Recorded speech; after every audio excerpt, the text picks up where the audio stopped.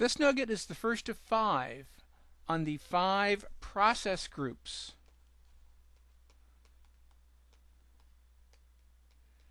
defined in the PMBOK guide. The first of the process groups is project initiation, which is what this nugget is going to focus on. The other process groups are planning, executing, monitoring and controlling, and closing, and we will have a nugget on each.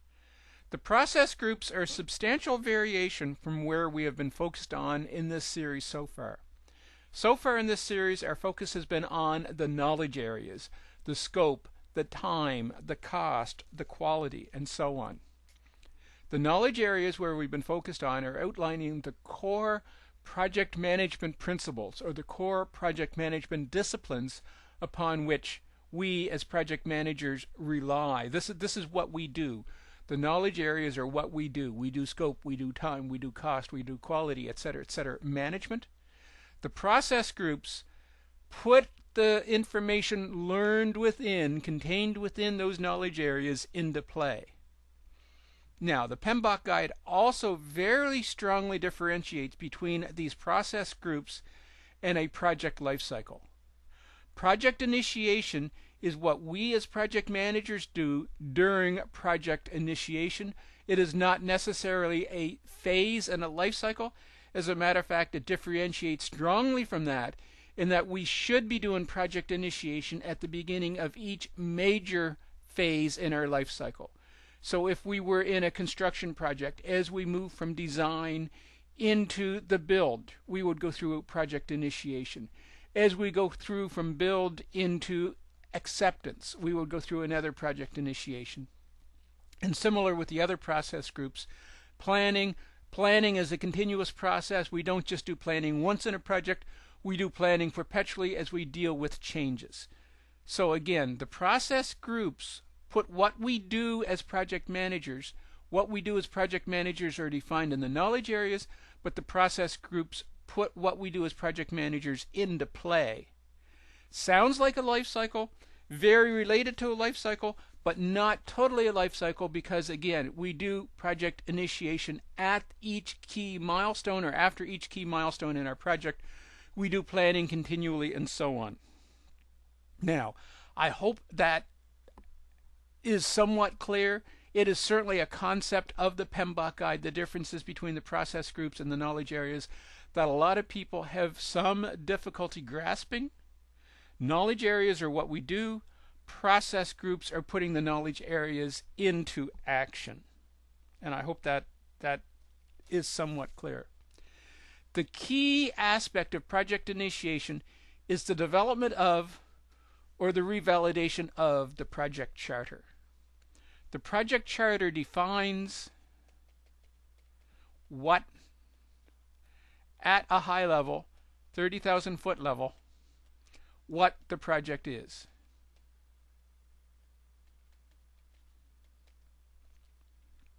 Another key aspect in project initiation is the identification of stakeholders. Who cares about the project? And at this point in the Nugget series, where we've been through the knowledge areas, we've spent substantial time talking about the stakeholders, who they are and why they care. This is, again, in project initiation, where we actually identify them, right up front in the project. Now, I will call out something. At this point in the PMBOK guide, or really at this release of the PMBOK guide, this is a new step, as we discussed in the knowledge areas, the identification of a new step added into communications management. And therefore, this is a new step added into the project initiation process group. Previously, the process initiation process group had 2 activities: developing of the project charter and the development of the preliminary scope statement.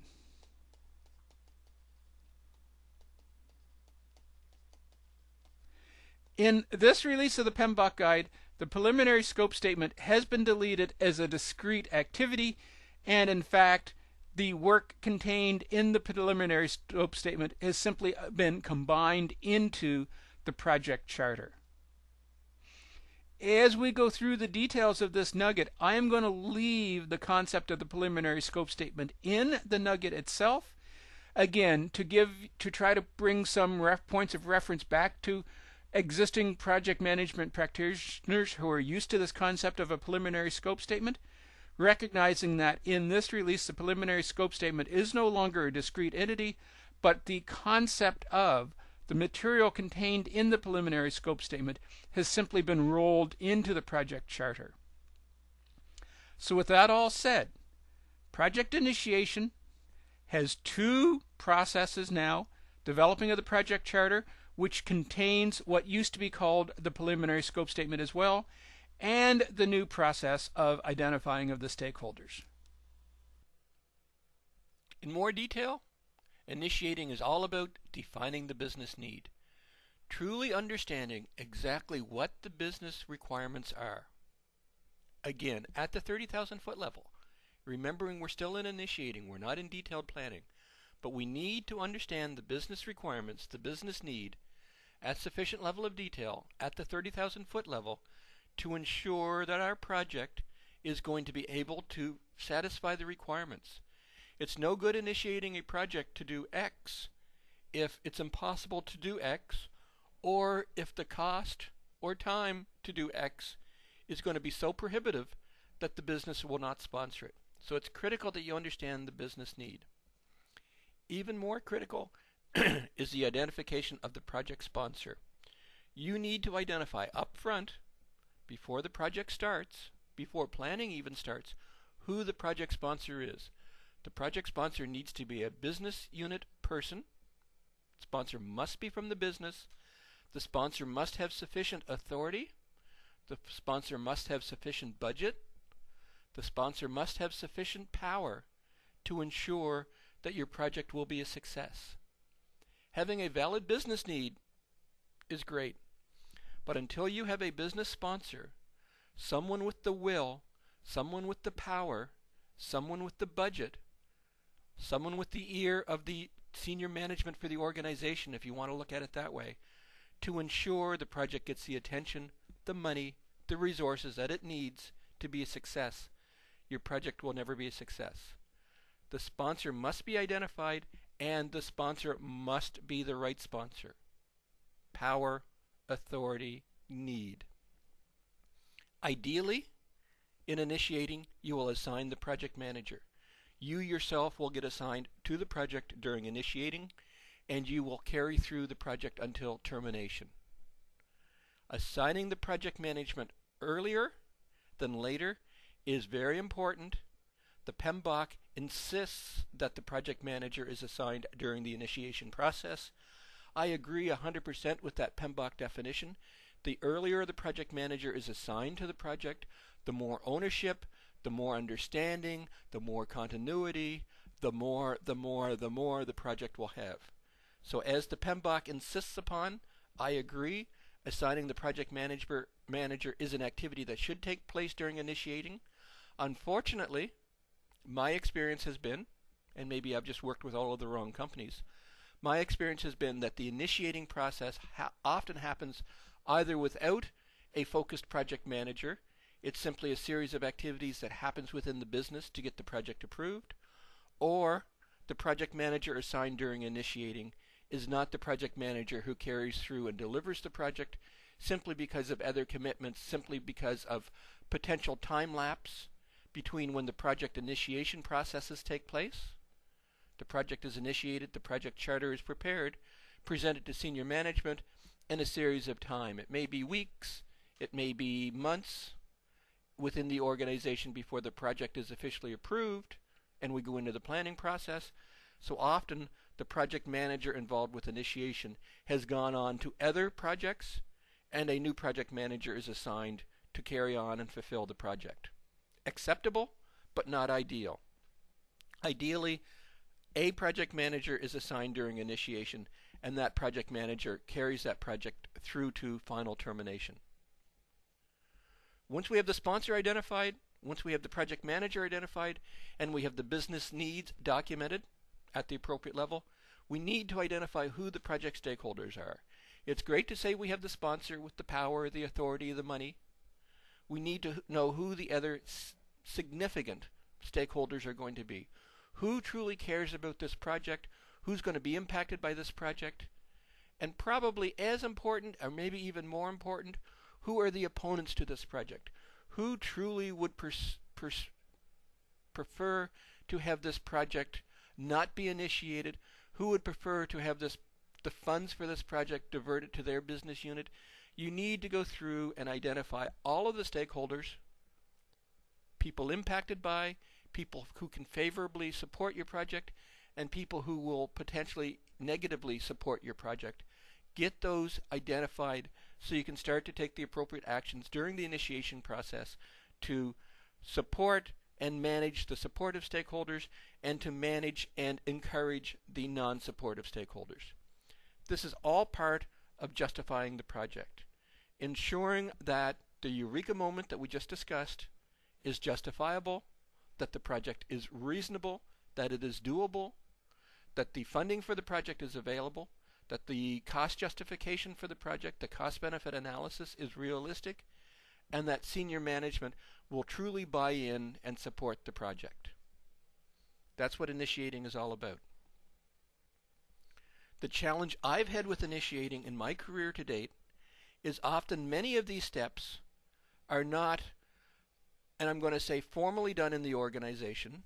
They are done, but they are done informally, and they are often done outside of the project management structure. The definition of the business need, often done within the business unit itself, often done without direct project support. The business manager simply says, I have a requirement, I'm going to go through, I'm going to champion this, I'm going to work this internally in the organization to get approval to proceed, and will take that business need to the point that they have, again, the approval to proceed. So initiating has happened per se, but only from the business viewpoint. The initiating has not happened from the project viewpoint, and all of the extra components that we need to be successful as a project may or may not have happened. The identification of the stakeholders, again, often happens prior to what I would call the formal project management process. While the business unit is going through defining their business need, they will be going through and identifying at least the majority stakeholders, maybe not all of the stakeholders, but they will be going through and identifying the majority stakeholders. And with the business need in hand, and with the stakeholders in hand, they will go off to senior management and solicit approval for the project. So 3 of our 5 components for initiating often can happen outside of the project cycle itself. They happen within the organization.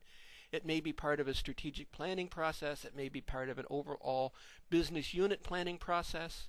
But many projects are initiated. Many projects get to the point of justification / preliminary approval well outside of the project management processes themselves. If you are brought in to develop a project plan based on these external initiating process where the business need is identified, the stakeholders are identified, and the project is justified, I would recommend you do a very brief initiating process to validate that the business need is still realistic. Time may have passed. It may have been 2 months, 4 months, 6 months from the point that the strategic plan was developed, the business unit plan was developed, and the project finally gets approval. Has the business need changed at all? Do we need to revalidate, re-justify the project? Again, as time has changed, stakeholders may change, or again, because it's the business unit that developed the original project justification, potentially, and I'm not trying to be insulting to the business unit, but potentially the stakeholders they identified were more micro-focused on their particular business unit and what impact to their business unit is going to be, as opposed to the more global-focused stakeholder analysis to understand who the global corporate stakeholders are going to be. So again, I would suggest when you're brought in with initiating already in place or done, or pseudo-done, that you review and do the mini initiation process, reevaluate who the stakeholders are. Absolutely ensure that you have the right sponsor. My experience has been when pre-initiation happens, that there's not a true identification of a business sponsor. You may have a business unit manager who defined the business need, secured commitment for the project, but are they truly the right sponsor? Do they have the power? Do they have the authority? Do they have the desire for the project to succeed? Or are they simply the wrong person in the organizational chain? As we've discussed several times through this series of nuggets, the sponsor is critical. They must be the right person with the right skills, with the right knowledge, with the right power, with the right budget to ensure the project is a success. And my experience has been often pre-initiated projects, the sponsor is not well identified, the sponsor may not even be the right person. And obviously when you've brought in, the assignment of the project manager component has taken place, so that is in place after the pre-initiation. Bottom line, initiating is a critical process. We need to ensure these steps are done. Often many of these steps are done pre-initiating. You as a project manager need to go through and review,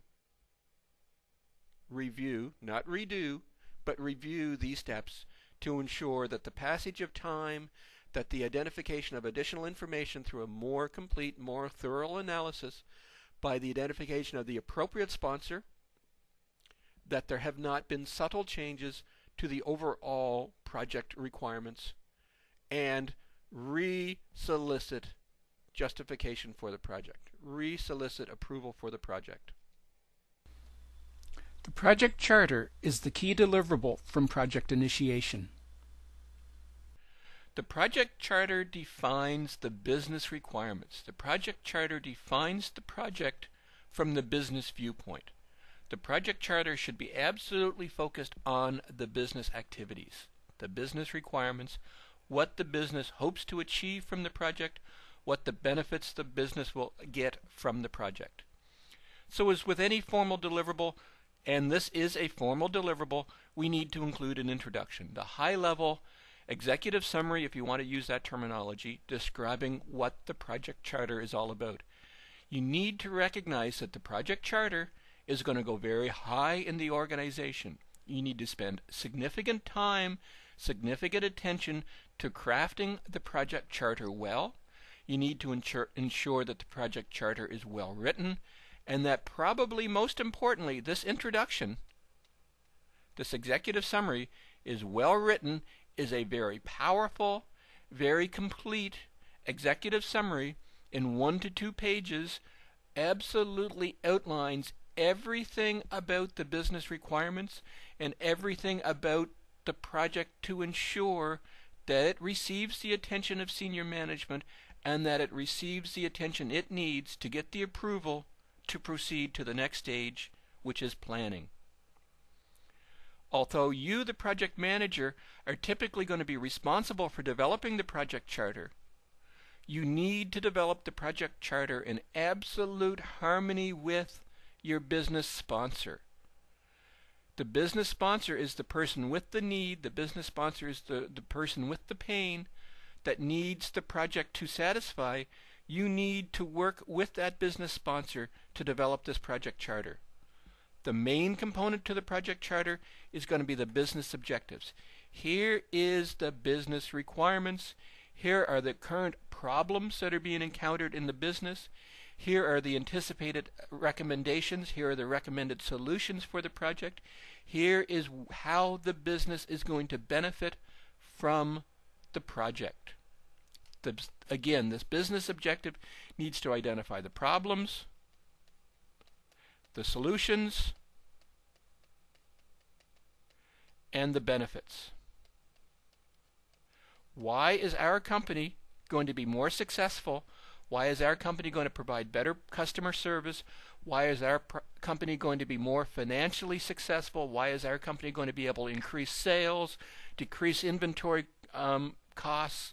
Whatever the benefits are going to be needs to be, again, very clearly, very succinctly defined in the project charter. We're sending this to senior management. We are soliciting their approval to proceed to get a project initiated. And my experience is Any document that you send up the chain to senior management for approval must absolutely contain a cost-benefit statement.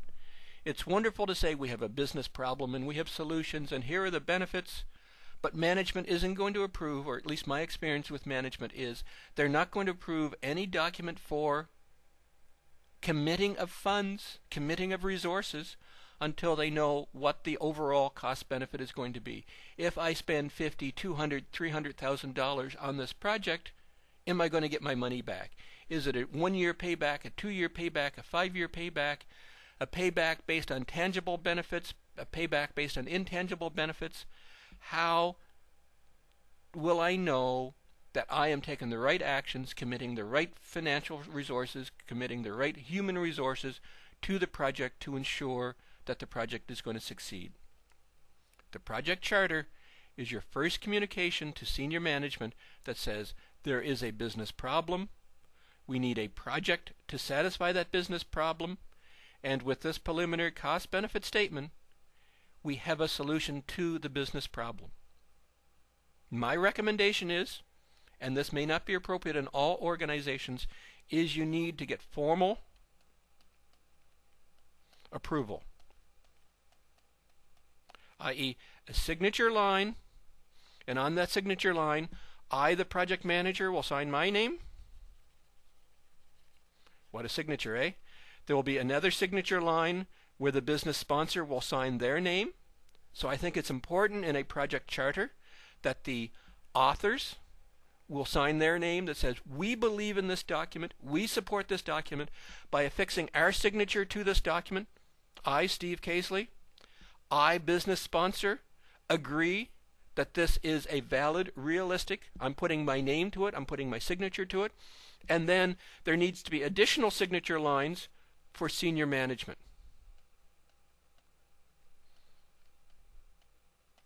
I, senior management, I, CEO, CIO, CFO, commit my company to a project that's going to achieve these business objectives based on this preliminary cost-benefit analysis. This project makes absolute sense to me. This is the right way for my company to spend its money, to commit its resources. The project charter is the first formal document that your project is going to produce. Produce it with care. Make sure that introduction, that executive summary, is powerful. It's going up the chain to senior management. I hope they're going to read the whole document, but maybe, sometimes, senior management is going to accept your recommendations. Again, you put your signature on it, your recommendation, and is going to focus only on that executive summary, that introduction. Submit it, put the signatures on it, and we're not just looking for the signature for the formal approval from senior management. We're expecting you and the business sponsor to put your signature on it too, that says, I stake my reputation on this project charter. This project charter is well prepared. I believe in the results. I want my company to initiate a project to satisfy these business requirements. As I said in the introduction, preliminary scope statement is no longer part of project initiation per se. Preliminary scope statement has been combined into the project charter.